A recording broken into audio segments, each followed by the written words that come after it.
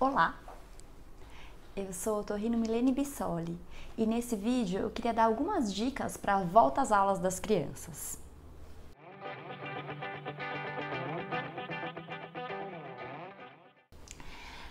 A maioria das mães que me procuram aqui no consultório, elas falam: ai doutora, nas férias ele estava tão bem, é só voltar para a escola que os sintomas reaparecem. O nariz volta a escorrer, volta a ter infecções de garganta, infecções de ouvido. Tem alguma coisa que eu possa fazer para prevenir?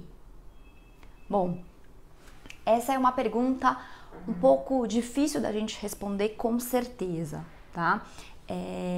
A gente sabe que na escola as crianças elas ficam mais expostas às infecções, aos vírus, tá? Eventualmente às bactérias, sendo que o contato entre as crianças é que acaba gerando a doença, né? Não é porque virou o tempo. Hoje em São Paulo, primeiro dia de volta às aulas, as crianças já vão começar as aulas com uma chuva, com uma alteração climática importante, mas não é porque virou o tempo, é porque na escola a gente tem uma aglomeração maior e essa aglomeração acaba mesmo levando a uma transmissão mais fácil dos agentes infecciosos, tá? Mas não tem nada que a gente possa fazer? Bom, tem, sempre tem.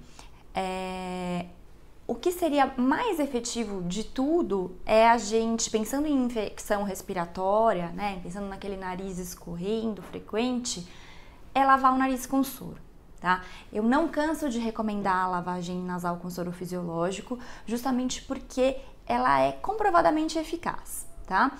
Tanto para crianças menores quanto para crianças já no ensino fundamental, por exemplo, a gente tem evidência científica que isso vai fazer diferença, vai adoecer menos e quando ficar doente, a recuperação é mais rápida, tá? Além da lavagem com soro, o que eu posso fazer? O pessoal vem perguntar, mas e aqueles lisados bacterianos, e aquelas medicações para evitar que fique doente? Bom, qual que é o problema? Eu, como médica, eu tenho que indicar aquilo que a gente tem evidência científica robusta corroborando o uso, tá certo? Então, o que é uma evidência científica robusta? São vários estudos feitos em vários centros diferentes que mostraram o mesmo resultado benéfico. Você precisaria de 2 grupos, então um número grande de crianças, vamos fazer um chute aí, 3.000 crianças, tá? Dividir 1.500 tomando a medicação e 1.500 sem tomar a medicação, observá-las por um determinado período de tempo, certo? Então, assim, o ideal seria 1.500 tomando essa medicação e 1.500 tomando uma medicação exatamente igual, mas sem o princípio ativo, tá? Que é o que a gente chama de placebo. E avaliar depois aí de um semestre escolar se realmente nesse grupo das 1.500 crianças elas ficaram menos doentes. Para fazer um estudo desse tamanho, a gente tem dificuldades técnicas, tem essa questão financeira, quem que vai financiar esse estudo, tá? Então, e o ideal seria que fosse feito em várias cidades diferentes, né, em países diferentes, que a gente chama do multicêntrico, tá? Isso seria o ideal para a gente ter uma resposta definitiva. Em relação a essas medicações, a gente não tem essa resposta definitiva, por isso que eu, Milene, eu não costumo prescrever, tá? Mas tem muita gente que prescreve, tem muitos pais que relatam melhora com isso, tá? Mas evidência científica robusta corroborando esse uso, por enquanto a gente não tem. Eu sempre explico na consulta que o fato da gente não ter a evidência científica robusta não significa que não funciona, tá? Tem um estudo, que na verdade não é exatamente um estudo, é como se fosse uma publicação de brincadeira, né, uma fake news, relacionando o uso do paraquedas, né? Então a gente não tem estudo baseado em evidência falando que o paraquedas salvaria a vida numa situação de você precisar pular do avião, tá? Então a gente também tem que usar o bom senso, mas particularmente para essas medicações eu tomo essa posição, tá certo?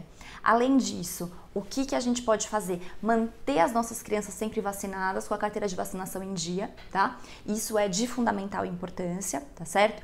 Tanto porque com a vacinação o seu filho não pega a doença e ele também não transmite para as outras crianças. Tem algumas crianças que têm doenças específicas que as impedem de tomar a vacina, então essa proteção cruzada também é muito importante, tá? Ou, por exemplo, se é um bebezinho que vai ao berçário, tem bebês que ainda não têm a cartela de vacinação completa, por conta da idade mesmo. Então, se o seu filho, que é maiorzinho, tomou a vacina, ele também não vai transmitir essa doença para esses bebês, tá? Então, todos esses cuidados são muito importantes, certo? Lembrar as crianças sempre de lavar as mãos, né? Manter as mãozinhas limpinhas. Eu sei que é difícil, né? A criança tá lá brincando no tanque de areia, se divertindo de montão. Tem que lavar a mãozinha, tá? Antes de comer, pelo menos, né? E tomar os outros cuidados, assim, manter a hidratação, manter uma alimentação saudável, tudo isso vai ajudar na prevenção das doenças respiratórias e das doenças de uma maneira geral, tá certo? E se a criança fica com o nariz escorrendo o tempo todo, por exemplo, a gente precisa avaliar, porque às vezes a criança tem uma rinite que não está sendo tratada e isso é um sintoma de rinite, com medicação a gente resolve, ou se a criança está o tempo todo com muito catarro, roncando, isso pode ser um sinal de uma hipertrofia de adenoide ou de uma adenoidite crônica.